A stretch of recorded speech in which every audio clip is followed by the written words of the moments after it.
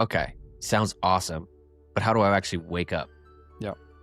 Yeah. So my favorite way to teach this is you have to start to get good at figuring out how to be more lucid while you're awake. And and in an instant, I'm 1,000,000,000,000 light years away from my body, going 1,000,000,000,000 miles per hour, shooting like this, like rocket, like Superman, like face first. Wow. I'm a huge conspiracy nut. I helped create one of the most popular conspiracy, technically conspiracy documentaries ever made, the Plandemic series, if you ever saw those. It's still hard. There's still something there. It's like this paradox of like, the more you try, the less results it's weird. Another example of this is if your psychology is running tons of open loops and you're letting all these other things fill your psychology that aren't of your own volition, you're just kind of clogging up the pipes. Wow, today's episode is fantastic. Don't mind my eyes and how crazy I look. I film these sometimes at 4 a.m. It's the only time I have to edit. Anyways, we have Nathaniel on the podcast today. This was a fun one because it felt like two friends just having a conversation. He is one of the gentlemen behind the Plandemic series, which caught absolute fire, went viral during, when COVID was first starting to pop off. Very controversial documentary, obviously, but interesting stuff nonetheless. Some things were brought up for the very first time in that documentary. And so he's just a very interesting guy to have a conversation with. We talk about dreams being soul retrievals. We talk about getting good at being lucid while awake and how that's the key to out-of-body experiences. We talked about nightmares as well. We talked about spirit guides, you name it. We talked about it in this, and it seriously is a good conversation from start to finish. So yeah, I think you guys will like this one. If there's any guests that you guys can think of, let me know down below. This is how I hear about majority of my guests. Leave me a comment. And I did launch memberships. So if that sounds interesting, go to the main channel, click join. There's a bunch of different options there. That is probably the best way to help support me in doing this full time. So thank you guys so much. Thanks for being here. Leave me a like, a comment, subscribe if you can. And can't wait for you guys to hear this one. All right. Cheers. Those and stuff a lot. Probably think about it more than I actually do it. And something about you just seem like this is just a cool regular, like this is a homie. I get it. This guy's gonna be great. And I love hearing how you try to unpack all these interesting stories and people you're talking to, and you ask a lot of things I want to ask, which is great. So I like how you think. Thanks, man. I appreciate that. I like to just hop on these and talk, because some of my favorite, I don't know, moments in life were like with friends when we had just a deep conversation, you know what I mean? Like outside of the party, or like, I don't know. I just enjoy that stuff. So for me, it works, but I'm glad to know that you enjoy it, man. It makes me happy. You have an interesting story yourself in that you've been lucid dreaming for quite some time, right? If I gather that, since you were like 8 or something like that. That's right. Yeah. Okay. And so let's talk about lucid, because it's similar to an out-of-body experience. Like to me, they're very, very close. You can do a lot of stuff in a lucid dream. How would you classify the difference between a lucid dream, maybe in an out-of-body? That's unfolding in this moment, right? Like Okay. even just 2 nights ago, a dream that I had, right? Some people say they're the same thing. They're close, man. Yeah. I'm definitely not hopping on to be an arbiter of, I know what any of it is. And so we're all figuring it out together, and it's great. But it does feel like you are having a non-physical experience of yourself. Like what I love about lucidity, and there's even like kind of layers of that, different thresholds of the amount of lucidity, it might be the right word, maybe not, or how lucid you can get. When you can feel yourself and know it's you more than when you're awake in your normal physical body, that seems to be what a lot of OBEs people are saying too. So there's something about being out of the physicality that allows you to make those two experiences seem like they're definitely a part of the same something. It's not a very concrete answer, but that's kind of how it feels.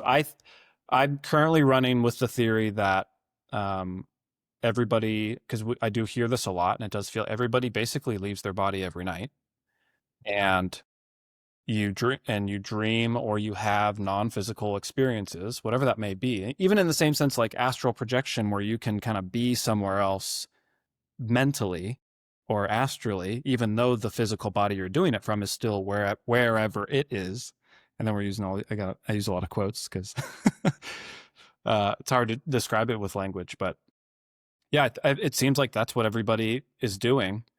And sometimes you remember it, sometimes you don't. I like the theory that the crazier the thing you did or the more complex thing you did, you're not going to remember. Just like when someone smokes DMT or has some crazy experience, you like can't bring back the full thing or can't remember it all the way. But yeah, Yeah, who it's knows? weird, man. Like I've read books where, people who apparently can do out of body experiences, they'll go and see their children and stuff and do some wild, like wake them up, and then they'll go on these like journeys. Right. But then the kids, they kind of remember it, but they kind of don't. It's just weird. It's a weird thing that happens that we all technically shut down, uh, and then whatever we do, like the guy I had on, I want to say a month ago, says that we a lot of us go on retrievals and stuff. I'm like, that's insane. Like Mm-hmm. we're going out there like retrieving souls that are lost. Like that's wild to think Yeah. about. And you don't remember that. It's Yeah. trippy.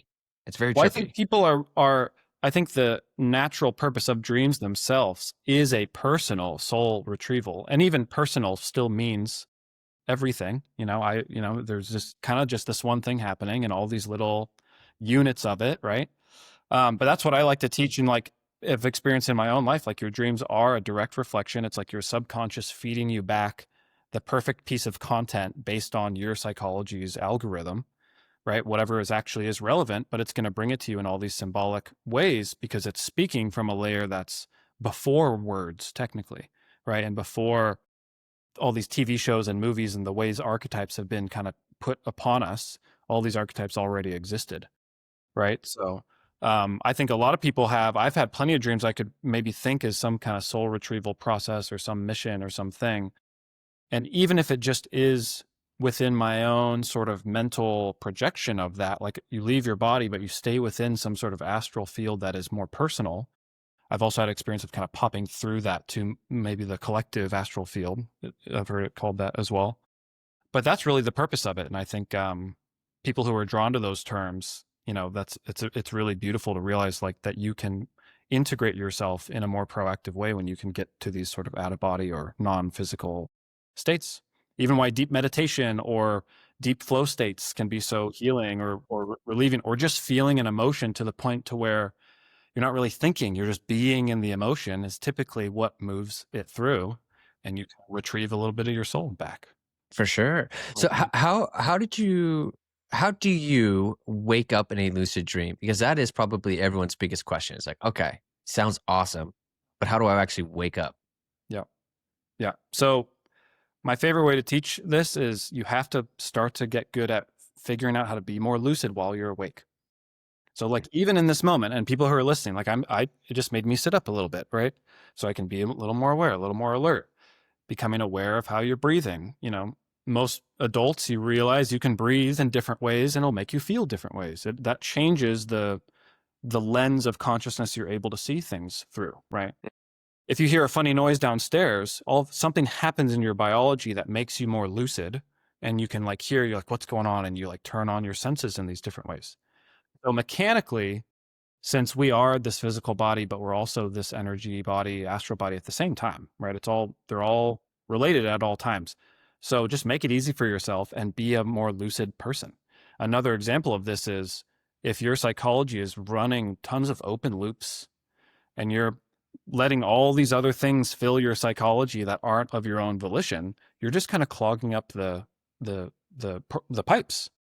Right? It was when I was really young, lucid dreaming, I would realize I would have these dreams that were all filled with the drama of my junior high, right? And all the stuff going on and the girls that I have a crush on and I want to say something to, etc. And it hit me. I'm like, oh, I'm like ruminating about this stuff all day and then having those dreams at night. So then I just started to um, do what I wanted to do in the dream and try to be confident or beat up the bully or do some other thing. And then I go to school being like, wait, I literally have felt like I beat this guy up. No, but now I don't have to, or now I actually don't feel as afraid of you anymore. Yeah, it's That's it, interesting. right? So I've lost track of whatever question you had me on, but how to figure it out, how to do it more. It's like you realize that it's a part of you already, and it's a part of your conscious mind process. So like when you become lucid, you're becoming the most like aware and present version of yourself. So that's a state you need to become familiar with in the first place.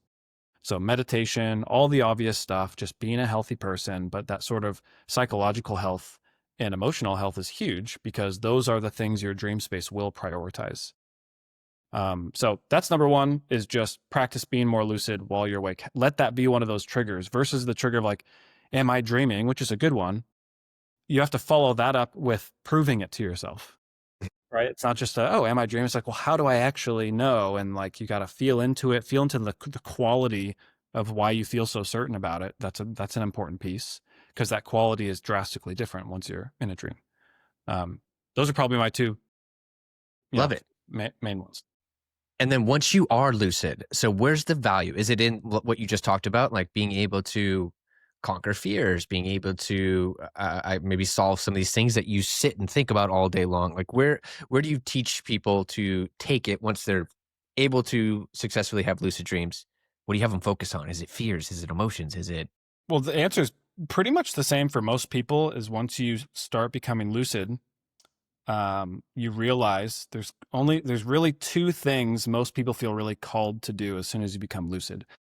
One of them's fly around, which you could argue is like this sense of freedom. It's about the exact opposite feeling of being alive on planet Earth as a human being, right? It's like, it's just so symbolic. And the other one is something sexual, right? And everyone has their own version of that or a way that they interact with that.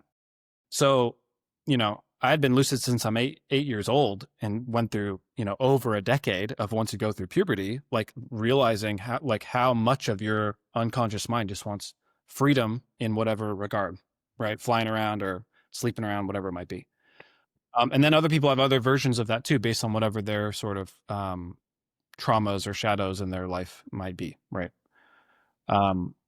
So that's the first thing, is like figure out that relationship. You'll literally start to find yourself reactively. You get lucid, you're like, oh my God, I'm lucid.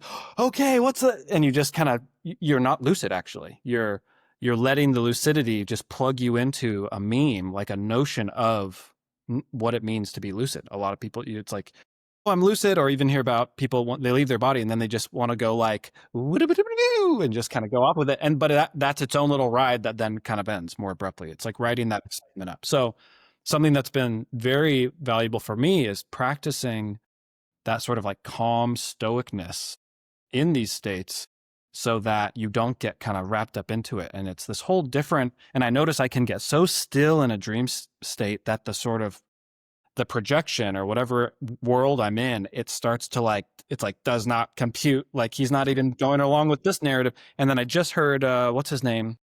New guy to me, but apparently a legend, Rob Peterson or Bob Peterson. He's kind of like a William Buhlman guy. He's written books on astral travel and lucid dreaming. I think it's Bob Peterson. Anyways, he was calling out Will Buhlman and just saying they're homies and whatnot. But he was saying you can transition from a dream to OBE just by essentially like commanding or that whatever is actually illusory just go away. Because so if I'm in a dream, I'm still kind of projecting a lot of this, right? It's the result of, so like, let's let all that part just dissolve away, and then you're just floating above your body. And which is kind of funny, the idea that maybe we go to sleep and just float above our body and project And just start projecting around us. Yeah, like it's this big thing. Okay, so have you done that? So done what exactly? Been in a lucid dream and commanded, like, all right, I want to be out of body now. Well, I just tried that one this week because I just heard from this guy about a week ago. And for me, it gave that sort of, what's that famous painter, but everything kind of started melting in this way.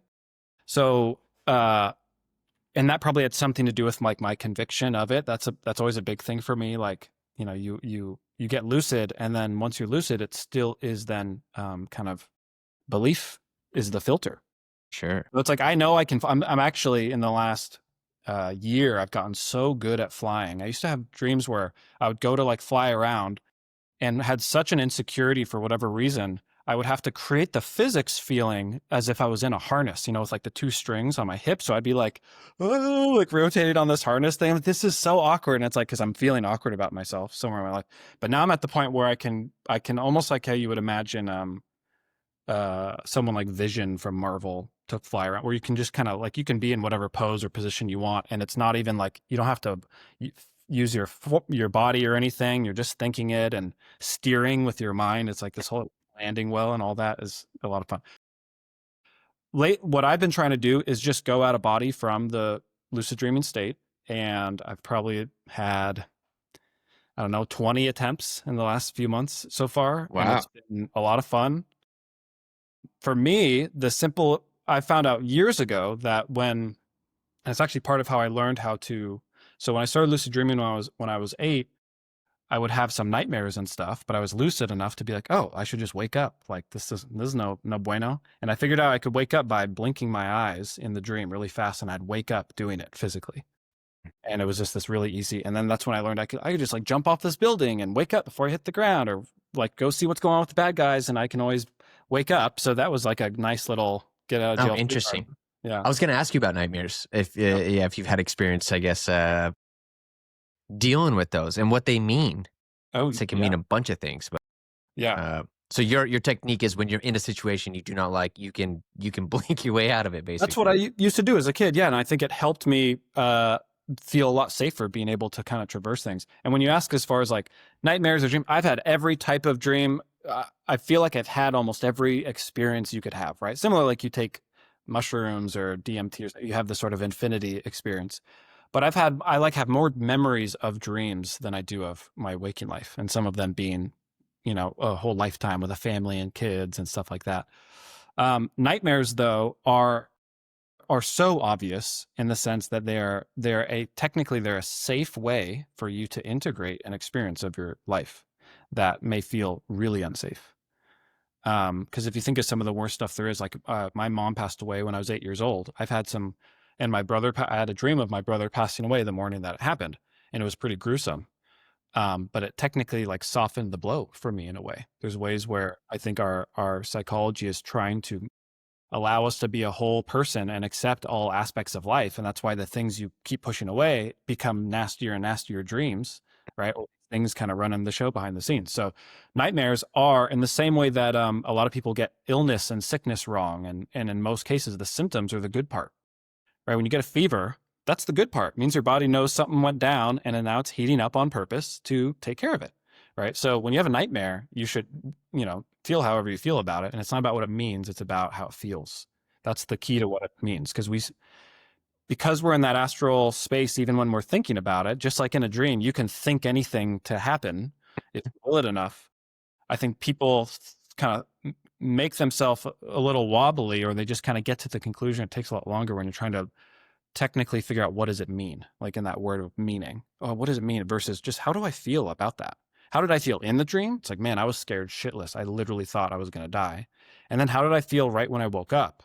Where you're kind of with it and you're like, oh, I'm here. And it's like, dang, that wasn't dead. And you're like reflecting on it. That's a valuable feeling. And that's about it, because that's how you process life experiences. You feel what's true about it. Um, and then the archetype piece and the symbolism of the dreams, I think, becomes a lot more obvious too when you realize, um, we don't experience anything. We experience our perception of that thing. So Yeah. how you felt about it is always the end result. You can't feel a certain way without having a belief, right? Um, so that's kind of the formula there. It's like, how did that really feel for me? And you're like, man, I was scared shitless. And then it's like, oh, because I felt powerless there. It's like, wow, now I know what that feels like to be powerless. Thank God it happened in a dream and not in a way that's actually harmful to me at all. So that's what things are. It's so interesting. It's your like even someone like you who can lucid dream often, you're saying that you're still having a hard time, I guess, going fully out of body, which is So there's a bit of context to this. So I've been out of body 2 times in a major, major way. I think I gave you a very brief little thing. yeah, But the let's first, talk about it okay. if you're open to it. I'm so open to it because it's so valuable to me to recall these moments too. So I'm in high school. I was very lucky to kind of wake up at a young age, literally from someone dropping a DVD in my mailbox of a conspiracy documentary. Right, I'm in high school Sick. getting into this stuff. Um, and then by the time I'm like 17, I know about all the Greg Bradens and the Joe Dispenzas and the Alex Jones and whoever else, and riding the wave, David Icke, learning about all the reptilians and the fifth dimensional whatevers. So long story short, I'm walking home one night from a buddy's place, probably about around midnight. I'm not on any drugs. I may have like smoked weed that day with them. I mean, I definitely did, but I'm not like on any drugs.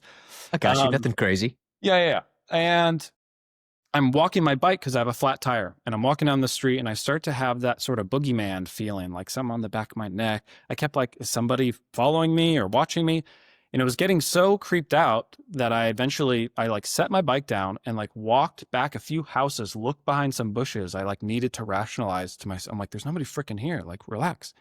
So then I keep on walking, and this thought shows up, and it's like, what if the thing that I'm feeling right now is one of these like entities or these like demonic interdimensional beings that I've been learning about? Like, what if it is that? And I was like, well, that would suck, I guess. And what am I going to do about it? Like, I don't even know. That's like meeting Goku for the first time. And you're like, Yeah. What do you do? And it's like, you have no idea what power level. It's a totally different game.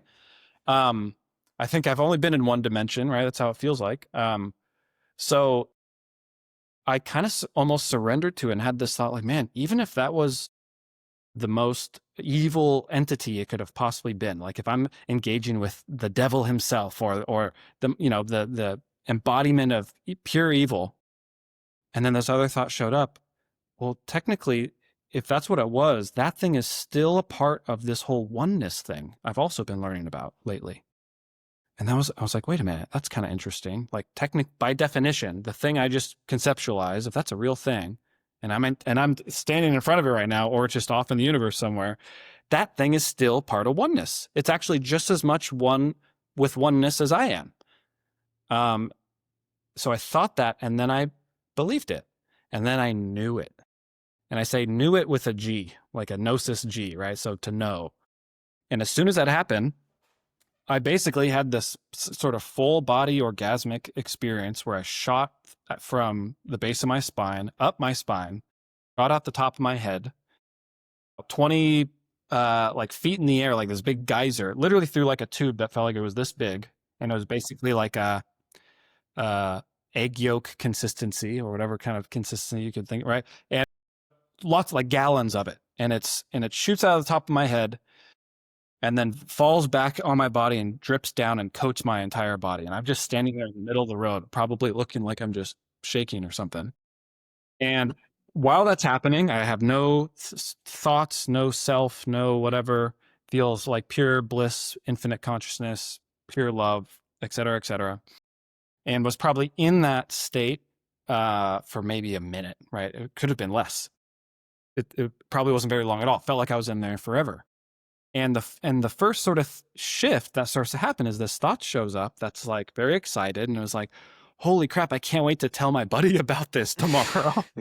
As soon as I said that, the whole experience just starts shutting down, all the energy and I was like, whoa, okay, maybe I should keep this to myself for a moment, or maybe it's not about that right now. And it was like, dude, and it starts raising up again. I was like, okay, thank you. And then I kind of brought it back to that same, and I'm just, and then I was like, is something special happening to me? Like, is this that? And then the whole thing. So it's kind of like, I was like, okay, it's not about that. This is just, wow, maybe it's something special, but it's not about me. It's not, long story short, I was having this kind of binary back and forth. At that time, I interpreted it as anything ego related versus not would just kind of bring it up and down. And I stood there for another couple minutes, like, in that feedback loop and like figuring this out. And I wish somebody would have filmed me, because I'm probably that would have been great. I would love to see the footage. And kind of luring that out. And then I guess I stabilized it to some degree to where I continued to walk home. But I remember like every 10 feet or something, I had to just stop and like, I'm like, what the heck is this? And then keep dealing with the sort of thought showing up and how it would respond.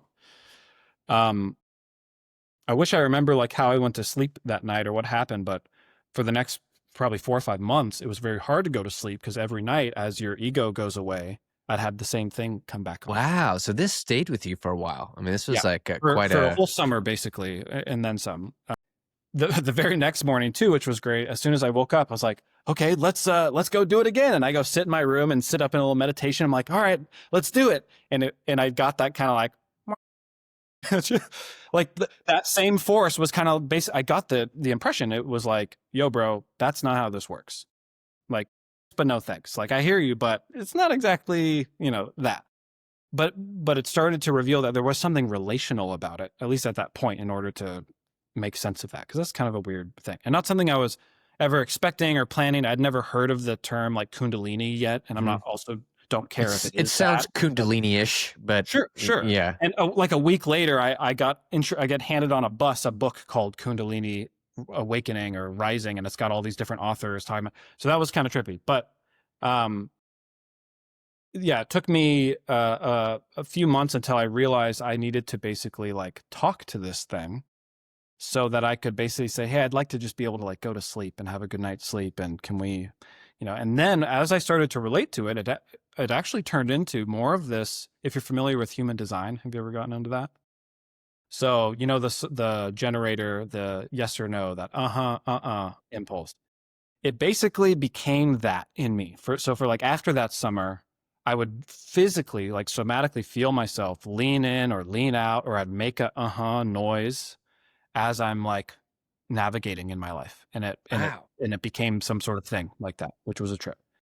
So that when I say that was an OBE, which I didn't point out, I had the experience of like almost like I was this big and I'm like, whoa, like riding up this thing. So like my consciousness was in that sort of comet, so to speak. And then I had like some third person moments while that was happening as well. So that was my first like ever other than like taking mushrooms when you're in high school, which was great. I basically filed the whole universe.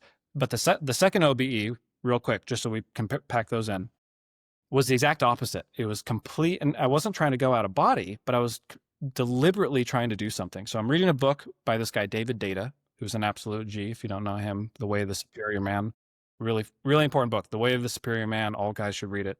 He has another book called Blue Truth. That's just kind of like his philosophy on life and death and sex and spirit and whatever. And he had this quote in there, and he said this. The quote was, "This moment is only as open as you are willing to be." And I was like, I get that. Like, totally. Wow, that's profound. And I'll think of all the things that are getting in the way of me being open in any given moment. So I sit up on the couch, I set the book down. I'm kind of my legs crossed. And I just basically said, I was like, all right, universe, let's do fully open.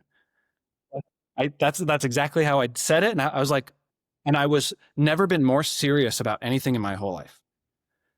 And in an instant, I'm a trillion light years away from my body, going a trillion miles per hour, shooting like this, like rocket, like Superman, like face first, for maybe an instant, and it freaked me the f out, and I shot right back into my body.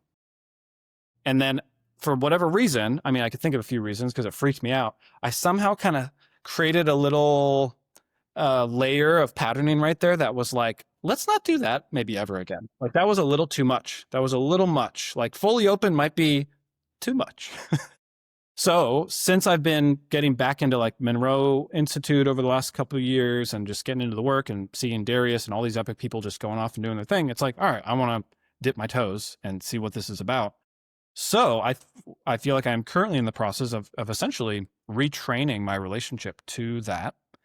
And the first time that I tried to go OBE from the dream, I think it was the first time I tried, I got to the vibration state. So I've been able to get to the vibration state. Haven't heard a noise yet, but I've heard like Velcro or the tree cracking or the whatever, it might be like. And also I get that none of that's necessary either. Like I'm in, William. I've heard plenty of people who, yeah.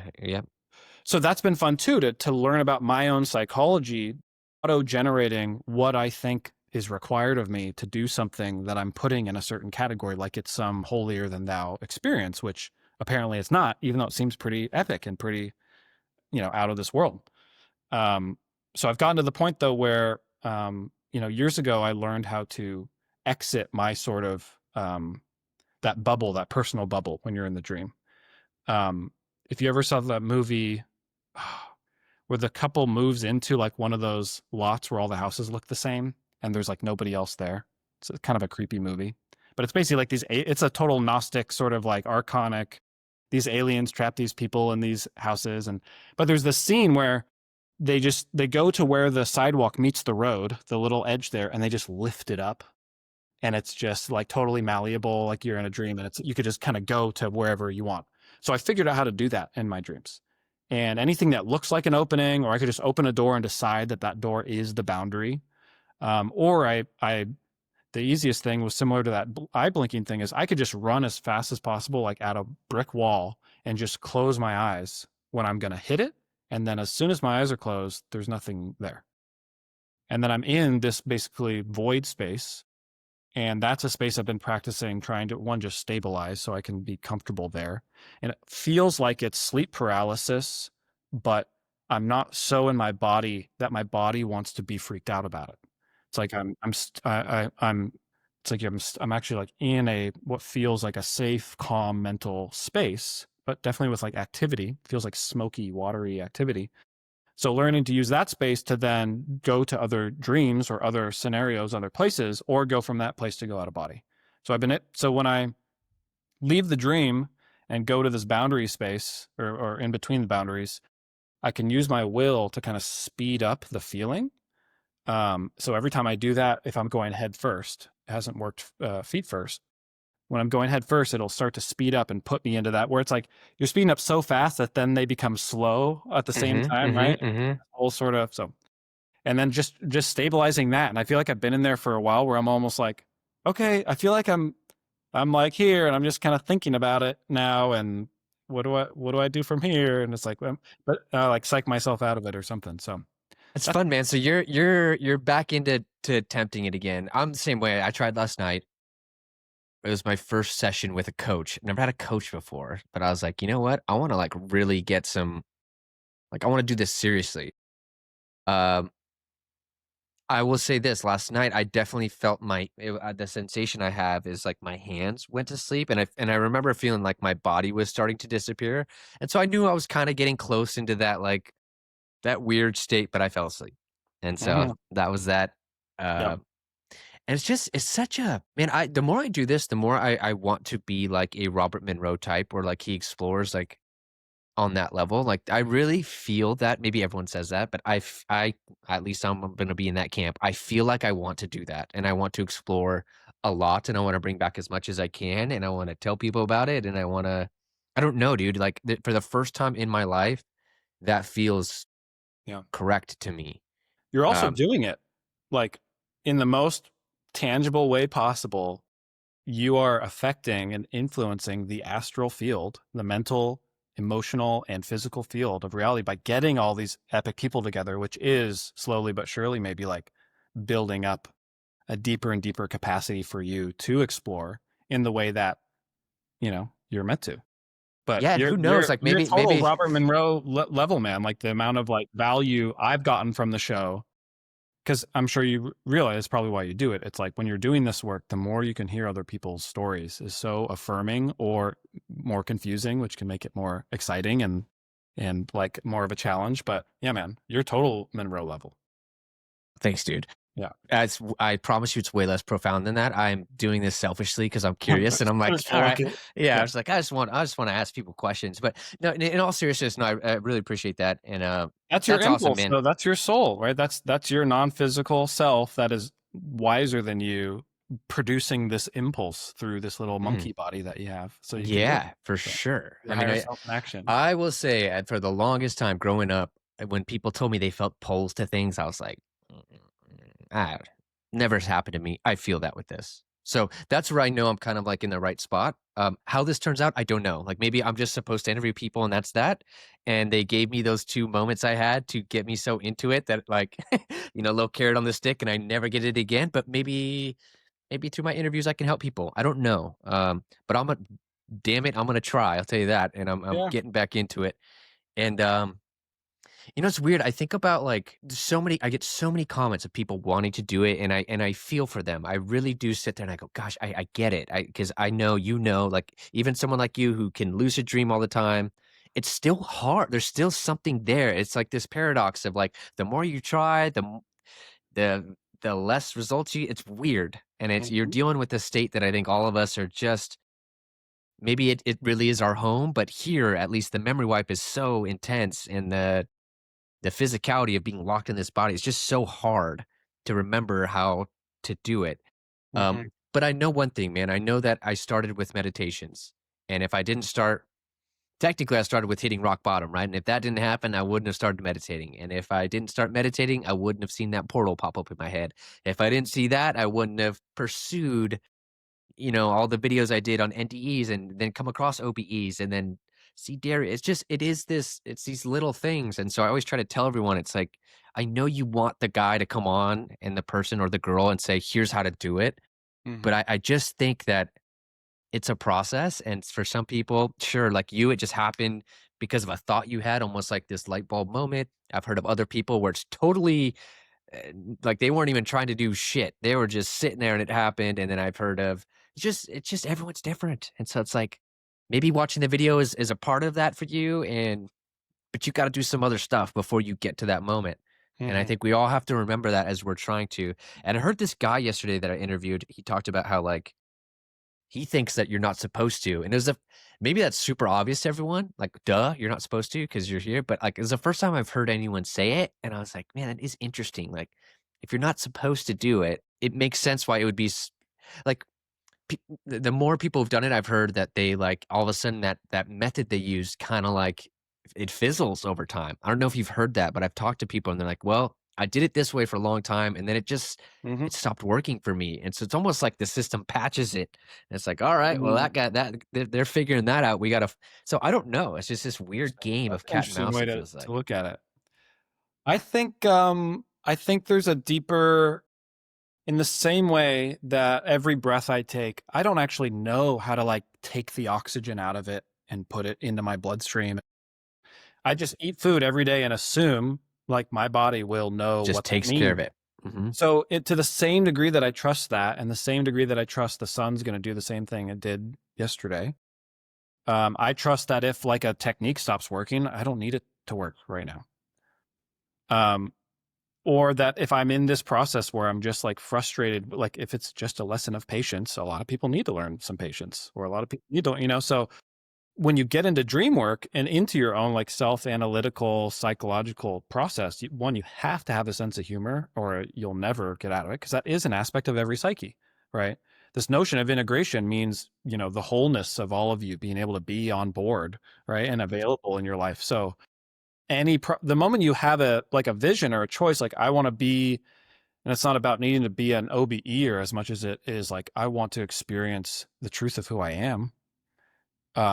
That's a commitment you can make every day and be in that process forever. And that commitment is enough of that self-organizing principle that you trust whatever experience you're having. Whatever experience you're having is only in service to that, outcome. Yeah. Right. And Great that's like point. Yeah. you kind of have to digest life that way to get it. So to people who aren't having the result that they want, there's only really one, place to go, which is like, somehow I am getting the result I want because that's what I just got. Or I can argue with what is and try to go out of go. Yeah, you could always play devil's advocate too. Like maybe you're not supposed to know because if you found that out, this is what like you just We're you not don't supposed to know know. yet. I could think of a million Yeah, things I wouldn't have equipped my 10-year-old self same, with, same. or me 10 years My ago. 5 years ago, dude. I swear to you, 5 years ago, I was not in a position to have conversations like this. Yeah. Not at all.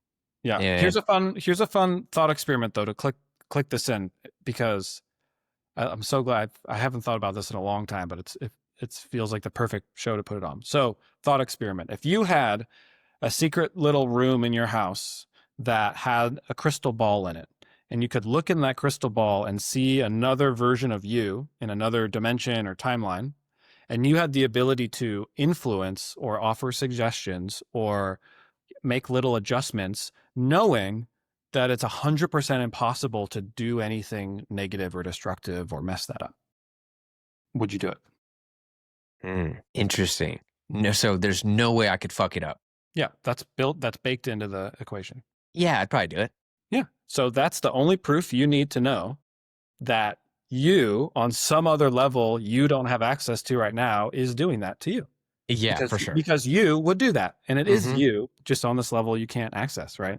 Mm-hmm. So that's kind of the and I try to be a funny mofo. So like, I know I would write myself the most awkward, Curb Your Enthusiasm way of enlightenment, you know? Oh, I'm messing with myself for sure. And Because I'm it's pushing relevant to me, buttons. right? There's, Yeah. there are people, totally different personality types who are learning through life and about life in a totally different way. Cause that's like, they live in a totally different reality. You're just making me laugh because I think about like I'm totally the push your buttons guy. Like my whole family is like, "Oh my, do you have to do that?" And I'm like, "I'm sorry, I can't help it." And I do it with my daughters. Like my little 1-year-old just stands up. I go, "Boop," and I Yeah. poke her, and she falls. And I might do it one or too many times. She gets Yeah. upset. And I'm like, She's "All right, I'm asking sorry, I'm for it. sorry, I'm sorry, I'm Yeah. sorry." So I'm definitely thinking about that thought experiment. I'm doing that to myself, 100%. Yeah. Of course you would. Especially out of love for yourself and care. Like you would definitely do it in the moments where it matters. And because you're able to see, you also know all the details. So you're like, oh wow, they're having a hard time with this. And I know they um like what that will do for them. I'm allowing them to have it. Yeah, no, definitely. So you seem like a guy who spent a lot more time than I have thinking about this stuff, just given that 8 years old, you've been kind of going through it. Yeah, I've had a lot of extra things to think about for a For long time. sure. Like, where the hell am I going every night? Where or what is your thoughts on yeah, like the prison planet whole idea? Like where's your head at currently with that whole idea, that concept? Yeah. Something I've thought quite a bit about as well. From the sort of even from the Gnostic lens, just from the literal fact that we do live on a prison planet. Like there's never been more slaves than there are right now, Interesting. worldwide. Like it's pretty rough. Mhm. Every single person breathes into polluted air to some degree and polluted water. It's like it's pretty bad. So just on And that level, pa pain is definitely one of those things when you look at people's lives. My wife and I talk about, and I'll let you keep going, but just I no matter who you talk to, celebrity, they have money, they don't have money, whoever, everybody has a thing, something that is like, gosh, this is hard. You yeah, might have everything, but then you have no friends or no real friends, and so you're depressed. So it is weird. It's like everything does seem difficult. Everything. absolutely, absolutely. So just from that perspective alone, you don't even have to think about it much deeper than that. It's like, yeah, the world we're in is intense. And guys like you and me, how lucky we are that we can like have a podcast about it versus need to truly survive through it. So it's also clear that there's lots of different ways to orient towards it. So I think people that are using that opportunity, like, oh, I can have the safety and the space and the time to like worry about how to get out of my body, for Yeah, instance. But fair. also Yeah. sometimes getting out of your body is the thing that saves you from some of these survival situations too. So I think that's part of why that's even baked in and why we have NDEs, and a lot of people don't feel a lot of the pain and those most painful moments, at least not in the way that you'd expect. So what I'm trying to get at is the physical world is enough of a prison planet. I'm a huge conspiracy nut. I helped create one of the most popular conspiracy, technically conspiracy documentaries ever made, the Plandemic series, if you ever saw those. And Did that, I? well, you have to now if you haven't. But Now we're doing it. Plandemic series. that covers more of maybe the medical pharma side of the prison planet experiment, and does a pretty damn good job. But Well, we're well, watching this. I know that it is that way, and yet I still have some sort of inkling. Like, for one, I'll say I'd rather be delusional and assume that life is about a particular hero's journey and to forge through that, even if it's all for naught, because logic. um, unless I'm somehow convinced that I should actually, make it worse. And, like, what's the right, like, what other option is there? I can't. So just rationally, obviously, I want to contribute to that. It makes life beautiful if we're just caught in some sort of prison, given the idea that we could somehow make things more peaceful, et cetera. Like, what a beautiful attempt. I mean, if that's all it is. And there's still a lot of wiggle room for life to be pretty freaking epic and beautiful here too, which is what the next film we're making is about. Because people need to be better at seeing that too. Like, everyone could describe how bad of a prison planet is, and we're getting less and less people who are good at describing how to get it better. and how it could look. And I think that's super important. It also, some of the data I put into this is the notion of, these different layers of how far out of the experience you can get, or like leaving the construct. I haven't heard anyone talk about leaving the construct and then from outside the construct be like, before you go back in, don't watch out for those archons, or like, don't let them get you. It's like, it's more that it's whatever's going on in there is what it is. And it's part of the setup. And from the truest layer of what we truly are, it seems like everything's no big deal and has this kind of neutral, or just chaotically everything, which is by default has a neutrality to it. So yeah, I think at the level where it's relevant for our story as humans and what we have these ability to have a choice of what we're going to do. It's a prison planet by its very design. Right? Like the fact that we are non-physical beings choosing to be in a physicality that by automatically limits us. Yep. But I think it's this sort of like, it's more of the human narrative, emotional thing that I think is the relevancy of how deep the sort of prison planet nature goes, like that we're actually in a bad spot versus choosing to intentionally put yourself into a spot. Like if you could put on a cool, and now this is a totally different thought experiment, but like a VR headset where you have some experience where you could like heal one of your deepest traumas, but it would take a full day of being in that VR and it would be a super intense experience. Most people, when the trauma is that bad, would sign up for that in a heartbeat versus another, suffering with it for the rest of your life. So there's some book I read a long time ago that was channeled by some guy where he just offered this notion, like as our higher dimensional versions of ourselves, we set this up to explicitly be a shitty space so that we could, as infinite consciousness, kind of fulfill a quota of a bunch of frequencies that we skipped. Because even naturally, right, there's still the law of like least effort, or like a flower will kind of beat up another flower to get to the sunlight, right? That's all kind of part of the process. The path of least resistance is going to have you avoid things like war and rape and deceit and suffering. Like, who wouldn't? If you have a choice to skip that stuff, you'd skip it. But in infinite consciousness, there's no such thing as skipping it. So at some point, all the stuff that's skipped has to be consciously, willfully experienced.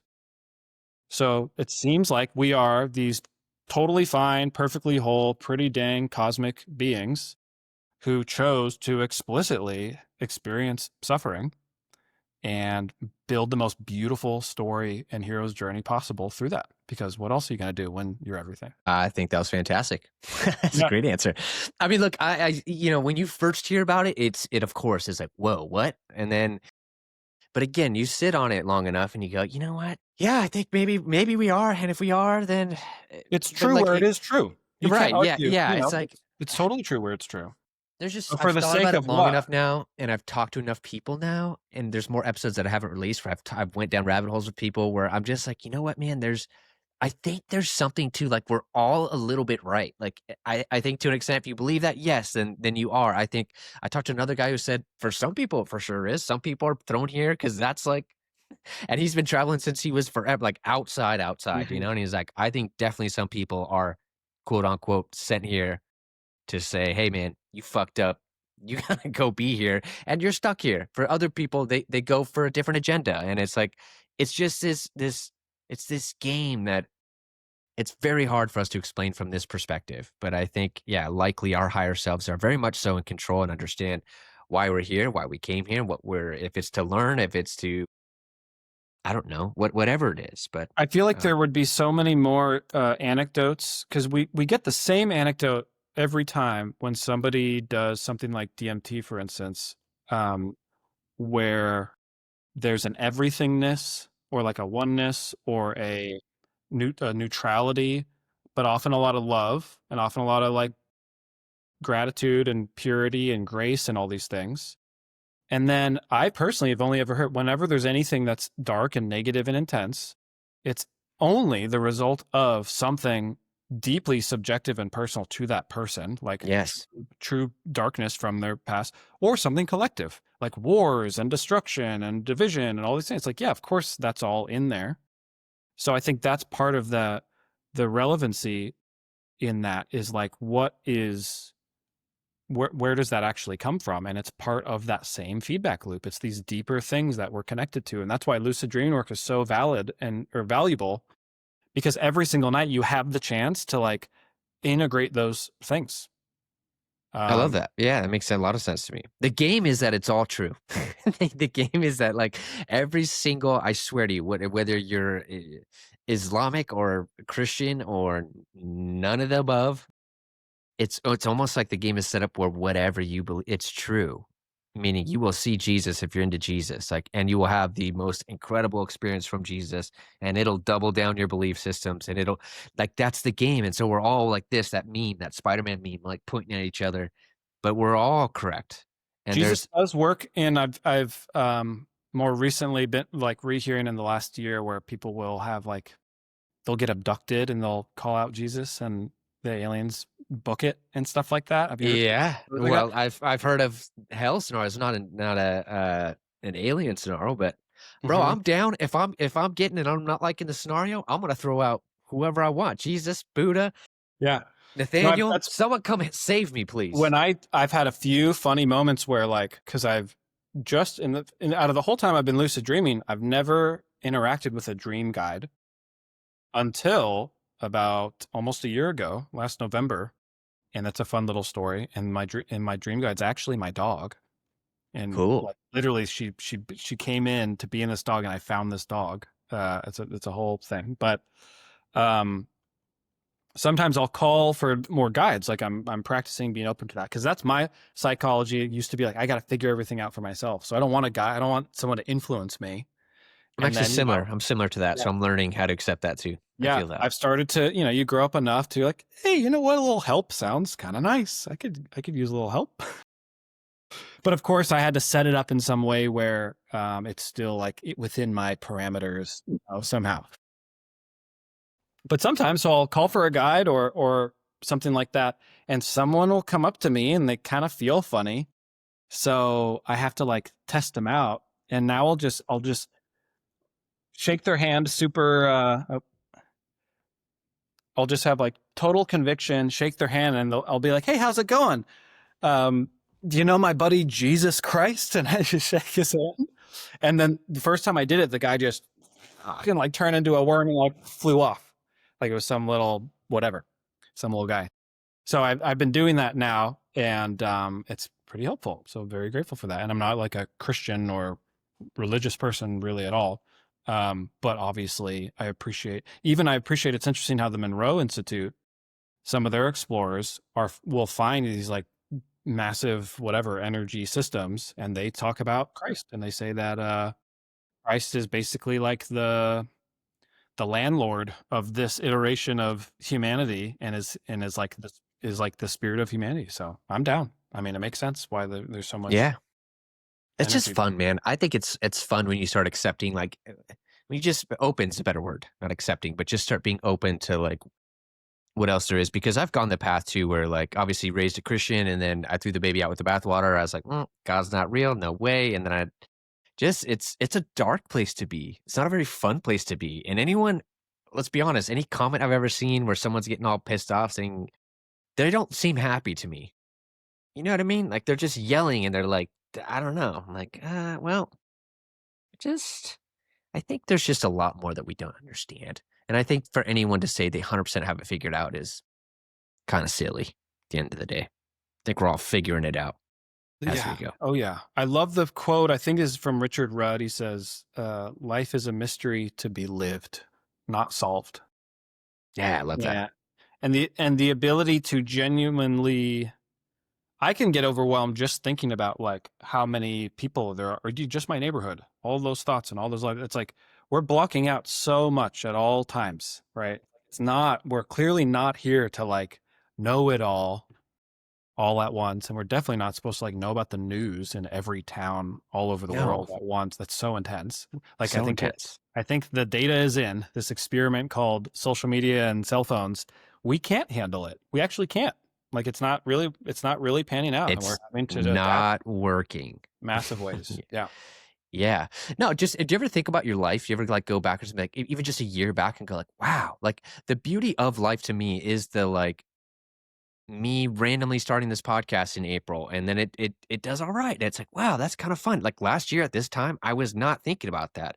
The friends I've met, the one guy I met at the gym who gives me a job, and it's like that is life. And if you knew all of that going in, if you knew that, and again, a lot has came from really shitty, hard times for me, from drug addictions, from and I say that as, like, someone who truly had an issue, like, I'm not kidding, like, it was pretty rough. I've lost hundreds of thousands of dollars right before my first daughter was born. I mean, I've really messed up, but those things led to these conversations, and, it just it's pretty beautiful when you look back on it, you go, "Wow," and that way, I don't wanna know. I don't wanna know how this ends up. I just wanna keep plugging forward and be open. One thing I pray about every single day is let me see what I need to see, hear what I need to hear, and do what I need to do. And that's it. I kinda leave it at that because it's like, I just wanna be open to it. Like, if someone mentions a book like you did, I wrote it down. I take those things serious now because it's like, maybe that's someone's trying to talk to me, and ever since I started doing that, it's just led to some pretty cool things. So I think that's a That's beautiful, man. I love hearing that. I've been making content online and doing all this stuff for like 15 years. And there's a wide spectrum of the personality types and what people do with these types of opportunities. And I know I can speak for a lot of your audience too, just knowing like we really appreciate how you are holding the the torch of your like, you're not like trying to be a guru and be the know-it-all. You're genuinely trying to provide a lot of value. I love that you're hosting that debate. I forgot to mention that. That's really cool. Just to Oh, I'm like excited about a that, man. valuable space. It's like giving people the proper container to like figure out there's more that they don't know. They don't know. That's great for everybody. You know But what's funny, I man? love hearing that, man. You have a really cool you have a cool you've woven your psyche together in a cool way with all you've been through. Thanks, dude. I appreciate that. So I worked for a brand called Rostaclot for a long time. I mean, almost 10 years. And the whole brand is about seeking the positive. And the owner, though, because I was there from the beginning, I started as an intern out of college. Um, it was a different tagline, and I saw him kinda change it, and even, like, our imagery was, like it was kinda streetwear culture and girls with booty shorts, and it was a bracelet is what the product was, but it was very, like, hip hop kinda, Sure. and then it changed, it started going to, like, seek the positive, and, like, we have a foundation, and I saw it kinda change his, like what I'm trying to say is I always felt like he got trapped by his own brand, and I was like, "Oh," like, I would see him, like, when he would drink, for example, not that there's anything wrong with drinking, I'm saying, though, like, his real personality would come out, and nothing wrong with his personality, it just wasn't quite what his brand image was, and I felt that from him, like, wherever we went, I felt like he actually felt very comfortable around me where he could be himself, and I wasn't gonna judge him, and so I think that's why I was able to hang in the pocket for 10 years there and advance and do all the things I did, but I'll never forget that. And so when I was starting to do this, I was like, "Man, at the very least, I'm just gonna be super honest so that, like, I don't ever feel like I'm trapped in this." Yeah. And Put it all on the that's table. been the From game day plan. one. Yeah, I'm like, Yeah. "Dude, yep, taking lots of drugs, made lots of mistakes, don't have it figured out, and I changed a lot of diapers, and I'm just a dad over here, and and that's been the mentality, man." So, Yeah. just don't wanna It's get working. trapped I by think my own people are tired of it. And it's very common what you said.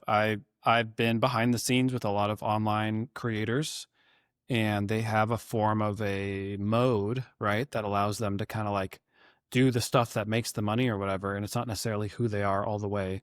And it's a huge process to kind of bring those worlds together. And sometimes in some cases, you can't. For instance, like if your job requires you having a certain attitude, for instance, why like waiters and waitresses, like you can't be a waiter and be in a bad mood. So you kind of have to turn it off while you're doing your job, or the job doesn't really work. So kudos to everyone who does that so well. And when they don't do it well, I usually like you feel for them. You're like, oh man, my waiter's having a bad day. It's kind of obvious. And at that scale, that's one thing. But yeah, to ensure that like the way you're holding yourself. I love the definition of mastery. It's like when the same person shows up to any circumstance. I like that. Now, it doesn't mean like be stoic all the time or be a certain way all the time. It's like that same person, meaning the most like adaptable, available, open version of you that meets that moment appropriately. Right. Yeah. Yeah. I love that, man. Like, yeah, if I was to hang out with you in real life versus see you on the screen, like, I would just hope you're the same. Doesn't mean you don't have bad days, right? Like you're saying, doesn't mean you don't have moments. That's human. But yeah, just you want the same guy.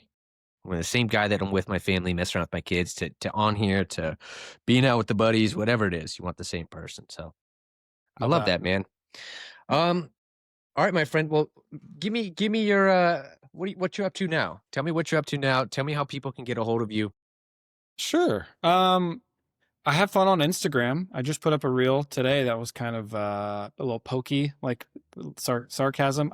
I like trolling. Like I said, I was co-producer on a this documentary. That's kind of where my passion is at, like revealing the truth, helping people wake up. It reached like 1.5 billion people. It's basically the most shared and most banned and censored thing to ever go on the internet. Not to toot my own How horn, did you but start? I mean, was this just the one toot I got to, the one horn I have to toot, I'm going to toot it. toot it, brother? That's crazy. Yeah, we It, didn't even mean to. We just the director Mickey, he happened to get a chance to interview a virologist for like 4 or 5 hours, and he texted me and was like, "Dude, you got to come check this out." And then we cut it down to 26 minutes, and it's like a little mini documentary. Put that out, and that got like got a half, probably almost 2 billion I views. want to say I did. I will text you after this. If I remember it, I will tell you. But I'm watching this tonight. Yeah. It's happening. It's epic, dude. It's a big deal, and it's, we were basically calling out stuff that was, you would get taken down on the internet to say, and now everyone can say it. And Hmm.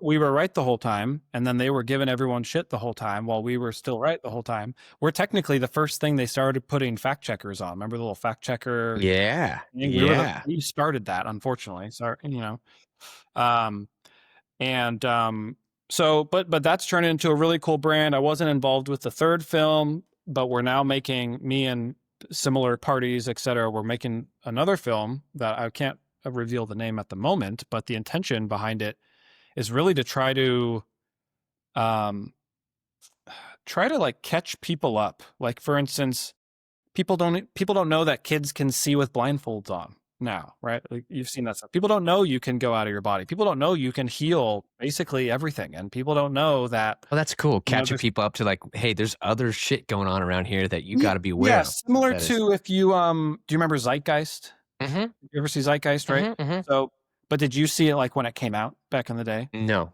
no. Okay, so I was like in high school when that came out, and I watched it, and it's like, holy crap! I'm learning about the Federal Reserve, comparative religion, 9/11, all Yeah, these big things. topics. Yeah. Yeah, a lot of big catch up. So that's part of the intent behind it. Is like, we need a new one of those because we need to catch up from COVID. It was an absolute scam to the T, and we can prove it. All the numbers are there, and we basically need the sort of we told you so follow up to what we did with Plandemic. So there will be a little breakdown on that, but the real emphasis is basically helping people realize how programmable we are, and how that's been happening to us, showing that it's happening on all sides, like the Republicans, like the left right thing. That's all made up too. Yeah. And it's the basically calling out the divide and conquer stuff to the point to where anyone who's still involved, even in this community, there's the people who say OBEs are this and those who say, it's like we have this. It's because we need to. Our animal body is desperate to be in a group, because of being in a Yep. group Team feels A, really Team safe. B, tribal. Yeah, it feels really, really safe to be in a group. So we got to have compassion, but we have to forge forward in a way that's more resilient, so that we just need everyone to be able to hold more nuance, right? So teaching people, like even the social compliance experiments. I think it was on your show. I heard someone talking about this, or I was listening to it recently, but they have like 50 people in a room for a study. 49 of them are agents of the study, and only one person is actually a random person. And they hand everyone like a cube, and they ask them what the shape is, and they all say sphere. And then it gets to the last person who also says sphere. just because everyone else said it. Like that's actually a big deal and kind That of is a big deal. and really It bad. wasn't on my show, but Okay, yeah. So crazy though, right? And then pair that with studies they've done where they will simulate the sound of someone being assaulted in an alleyway. And then they go to all the apartment buildings that could have heard it and ask what happened. What did they do? And they basically all say, I thought someone else would have called the cops, so I didn't call the cops. So it's like people need to be caught up to realize, or even just like how many people we know can actually even read or write. You'd be surprised looking at like the statistics. And it's like people need to get, I think people need to be more compassionate to other people. Understanding nuance is so important. And when you're getting to this larger level of conspiracy and archons and people who want to control and maintain this prison planet, for the most part, as far as the enforcers, they are all humans. Sure, there might be some non-human stuff at the end of the day that would be interesting, but it's not even necessary for the lesson that's relevant to us as humans. And part of that lesson is if you would do the exact same thing those people would do if you were that person. Right? Like we're all the same sort of node of infinite consciousness, but based on your experience in this setup, like everyone is that person and would make the same choice. So there's something to grok about that.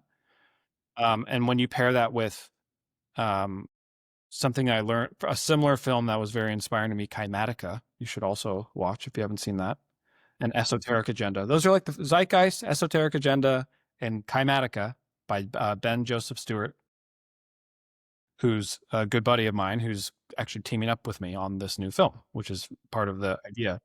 That those films changed my life. They're just like these big catch up. Like, hey, did you know psychology works like this? Do you know who Edward Bernays is and how they learned to use human psychology to get us to make decisions we wouldn't have chosen to make, right? Like they've got that down to a T. So yeah, long story short, we got a new film coming out and we basically want to make something to the effect of like, yeah, the next zeitgeist, but also how do we give people a transformational experience while they're watching it? So, you know, when you watch like some riddle happen and then you're like, whoa, like I didn't see that I could, now I can see. And then you can't unsee it when you see it yeah, that way. cool. And it might be a little hard at first because part of it is like, hey, you're dupable and you've been duped and we're going to prove to you how you've been duped. But we're only saying this because we've been duped too and we get it. And Oh, I love it, dude. You're speaking my language. When does this come out? Next year? The year after? it'll come out next spring for sure. Okay. As quickly as possible. Well, if there's any small way I can help, whether it's have you on again or whatever, I would love to do that, man. In Yeah, any when way it's like possible. more official and announced and stuff, that could be really fun. Talking about OBEs and the power of this type of work will be a snippet. It'll be one of the little catch-ups. Oh, and by the way, people can go out of their body and or you can use lucid dreams to heal and do all these things. And yeah, that's a big part of it. So yes, people can come hang out on Instagram. My other main thing that I think is also relevant, just because you definitely will have a easier time having lucid dreams and OBEing. I have a course in a community around dopamine detoxing. So like having less screen time and being less caught up in all the stuff and like kind of developing like psychic sovereignty, I like to call it. So important. Where I think of when you get into Game of Thrones and then you're having Game of Thrones dreams. Like that happens to most people. And you have to realize like everything is doing that. You just don't really catch it. Yes. So so if important. you had to assume you're going to get this concentrated version of whatever you experience that day every night. So like whatever hurt that day is going to hurt deeper down in your subconscious. Whatever was beautiful that day will be even more beautiful. You want to start to be really specific about like what you're consuming. So I have a bunch of free content and a cool guide and teaching people about their circadian rhythm and like just being in a good flow. Someone who's been working online in computers and screens for so long, that stuff does screw you up and can lead people to all kinds of addictions and patterns, whether it gets to hard drugs or it's just like the entrepreneur who like has to drink every night just to kind of fall asleep or has Sure. to, you Or know, has to find these doom little scroll and crutches. has to, just constantly looking for that next little hit. I mean, Yeah, it's the same shit, whether it's a drug or it's your phone. It's the same. It's the same thing. it really is. And there's no shame in that game. So that's a big part of it. Just taking the shame out. It's like we are people that have been duped. People pay a lot of money to make sure we're this addicted and doom scrolling. And it you know, you kind of almost have to respect how well they figured that out. Like almost everybody, I like to remind people, if you've never like put your phone away for the rest of the day, even there's going to become a time soon where you'll never get the chance to do it again. Like where this world's going, unless you Well, it's like a completely, chip is where it's like something in you, right? Where you can't whatever it is, ever, or whatever it even ends up just think being. about the last 5 years. I would argue the average person, at least in the United States for sure, has upped their screen time so much. People just walk around their house doing this while Now they're there's doing stuff. sunglasses coming out with it in your eye, and there's Yeah. Neuralink, and there's, Yeah. yeah, there's just, you So, name it. so a lot of people get worried because they're like, how do I run my life? How do I run a business that's online? How do I do all this stuff? So all that's like addressed in there. It's like how to like reorient how you do your average day so that you can still use this stuff and not let it use you. And we're gonna need that desperately. There's a great show on that does this well called The Feed, where everyone gets social media implanted into their eyeball. I will say, spoil, like I didn't like it was kind of a You're a sour film guy, ending. though. You're a little snobby with this Sure, stuff. sure. Yeah, but it was still worth watching the way they depicted it. Like there's people who have to go to therapy now because they're so wigged out because like think of it like these kids who have like 20 tabs open in their own mind, including like porn tabs and video games and all this crazy stuff while they're just hanging out with their friends and just trying to be normal. And there's like a scene in the trailer, which is why I first saw it, where like the kid's in therapy and she could tell he's not paying attention. She's like, Tyler, turn your tabs off. And so he's like, okay, fine. He turns them off. And then he has a seizure because he can't be normal anymore. He can't just be there Whoa. out. Like he can't handle, he has to like turn it back on to like normalize this thing. So it's a great depiction and kind of shows almost like a Bill Gates type of character who owns the company that does this and the politics of it all. And there's a whole other nation that's never installed the thing. So they're all off the grid. They still have electricity, but they're not like in this social media thing. And they're running fine as their own. I guess I don't remember. They might have depicted them a certain way, but that's an important piece is we have to start to give ourselves enough space to be with, I don't know, just what's a little more true, a little more organic. I feel like holding on to that is important because it's inevitable. We're going to go pretty techno future, whatever. Yep, without a doubt, it's going that way. There's no stopping it. I feel It's like we're going to headed. see robots Hmm. downtown walking around shopping Hmm. for people in like a year, which is just crazy. I almost feel like this whole again, the paradox of it is that when people say that we're in this interesting time, like this time for change, I feel it is technology and the way that we can spread ideas through a film, like what you're doing, or through a podcast. It's the same technology that ruins you too. And so we're in this interesting time where, at least in America, don't get me wrong, it's not perfect. It's not like how I thought it was when I was a kid, but there still is free speech for the most part.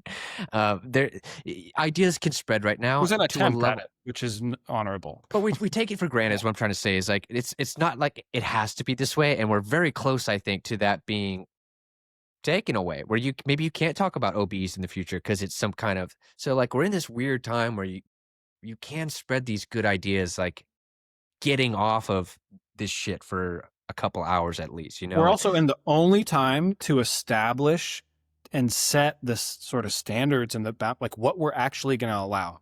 Like I'd like to think they couldn't pull another pandemic card on us now I because hope so. people I are hope like, if not. they try to shut down all the businesses and all, I just would really hope, because I thought we would have handled it better the first time. That was a big wake up call for me. I thought the world was a lot more awake. Dude, they got me, and I'm not gonna lie, they got me because I was scared. Number one reason though was my wife was she's a type 1 diabetic, and so the very first couple things that started coming out on the television was like if you're a diabetic or you're overweight, like you, and so I was like, Yeah. okay, so Yeah. it's just scary, man. It's a Got you scary because time. you're a caring, loving person who wants to protect your family, right? Yeah, it's That's just like, how nasty they are. yeah, it scared me, and then They and pull then on now the I'm like, string. you guys messed up because now if there really is a pandemic, ain't nobody gonna take that shit seriously, and I'm not gonna go down. It's like, nope, nope, I'm not I'll do listening. you one further just because this is a wild and wacky show. Through my research, I was the head of research for these films and diving into it. I could make the argument that there's never been a organic pandemic. Yeah. And that's a whole other thing. Dude, Just next all this whole podcast, we're diving in. We're gonna leave it on that note. Dude, I gotta tell you, man, I had a lot of fun talking with you, man. So thanks for Thank coming you. on here. Yeah, Uh, thanks for responding. And yeah, I think there's a lot of avenues we can go down. But For I feel like sure. we got to the meat of some of the lucid stuff. And I just want to make sure that all your listeners who are super excited about OBEs also realize that lucid dreaming might just be even more available as a experience, and it's similar enough as far as wanting like a little relief from your prison planet life. Sure. It's Yeah. fun and it's nice. Like, and I'm not back. Like, I would love for people to get lucid so they can learn how to fly for years and how to have sex with whoever they want and do Yeah. crazy stuff. Do you Like, do you everyone teach that deserves to on your have that. website? Do you have or would you Actually, teach someone if they wanted to know that? If oh, they of course. contacted People you? can just ask me questions. I do AMAs on Reddit sometimes, but people can, yeah, you can hit me up on Instagram and ask me whatever, and I'll send you a voice note or something, and yeah, totally game.